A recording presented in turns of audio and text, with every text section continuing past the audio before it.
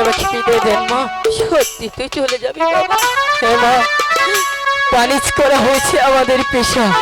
কারণ কারণ হচ্ছে আমরা যে সদাগর বংশ মা। আপনি আমাকে হাসি মুখে বিদায় দেন মা। একটিবার মার কথা ভাববি না বাবা? তোর মা কেমন করে ঘরে থাকবে বাবা বলতে পারিস? মা, আপনি কাঁদছেন কেন? আমরা তো আবার ফিরে আসবো মা। ফিরে আসবি? হ্যাঁ মা, ঠিক আছে, আমি তোদেরকে বিদায় দিচ্ছি। আর তোদেরকে বাধা দেব না। ওই ভগবানের হাতে আমি তোদেরকে সঁপে দিলাম। ঠিক আছে স্বামী? সনিকা, এবার আমি আসি স্বামী। এখন সনিকা, তুমি কেন ধৈর্য হারা হচ্ছ গো সনিকা? ওরা যে আমাদের সন্তান, আমি যাদের সদাগর আমি নিজে রাখি, আমি ওদের মুখে অন্ন তুলে দেব। তুমি কেন দুঃখ করছো সনিকা? তবে আমি ঘুম পাড়ানোর গান শুনে আমি ওদের মাথায় হাত বুলিয়ে দিয়ে ওদেরকে আমি ঘুম পাড়িয়ে দেব। ঠিক আছে স্বামী।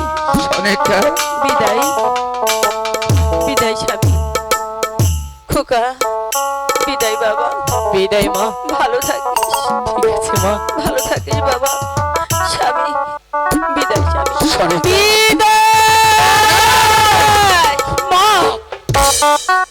মা, ওরে খোকা, পিতা, আমি তো চাঁদের সদাগরে তোদের পিতা, আমি তোদের সঙ্গে আছি।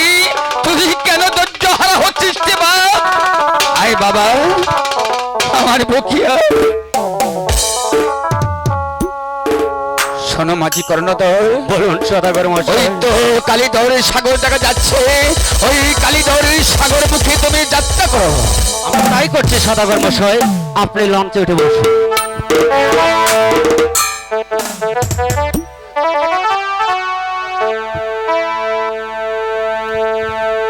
হ্যালো। ওরে মা,